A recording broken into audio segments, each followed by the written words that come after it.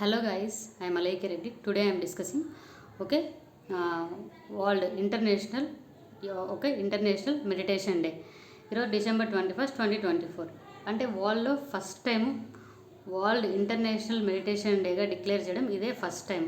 Okay, ఈ year నుంచే start చేశారు. ఓకే, ఈ ఇయర్ థీమ్ వచ్చరికి global peace and harmony, meditation for global peace and harmony, meditation for global peace and harmony. Okay, దీన్ని వచ్చరికి ఐక్యరాజ్య సమితి వాళ్ళు డిక్లేర్ చేయడం జరిగింది. ఓకే, ఇప్పుడు ఉన్న ట్రెండ్స్లో, ఇప్పుడున్న డీవియేషన్స్, డిస్టర్బెన్స్లో మెడిటేషన్ అనేది చాలా ఇంపార్టెంట్ ప్రతి ఒక్కరికి. ఓకే, మెడిటేషన్ అనేది ఒక రిలీజియస్ పర్స్పెక్టివ్, ఈ రిలీజియన్కి, ఈ మతానికి, ఈ క్యాస్ట్, ఈ కంట్రీకి అని మనం చెప్పడానికి లేదు. ఇది ఇంటర్నేషనల్ థీమ్. ఇంటర్నేషనల్గా అంటే ఈవెన్ పిల్లలకు కానీ కాగ్నిటివ్ డెవలప్మెంట్ పెరుగుతుంది, పీస్ ఆఫ్ మైండ్. ఇప్పుడున్న కాంపిటేటివ్ వరల్డ్లో, ఇప్పుడున్న స్క్రాప్ వరల్డ్ మొత్తం స్క్రాప్తో నిండిపోయింది.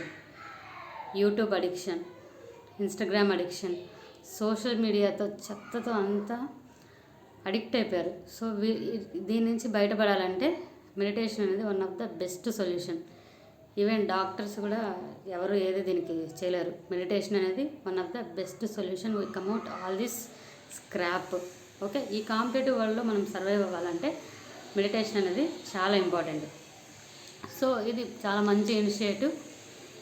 Piece, mental peace, stability, cognitive development, thinking, okay, health అన్నీ కూడా డెవలప్ అవుతాయి. ఈవెన్ చిన్నప్పటి నుంచి కూడా మెడిటేషన్ అనేది అలవాటు చేస్తే పిల్లలకి, so that will be very good. Okay, thank you so much. Please share and subscribe my channel. Thank you.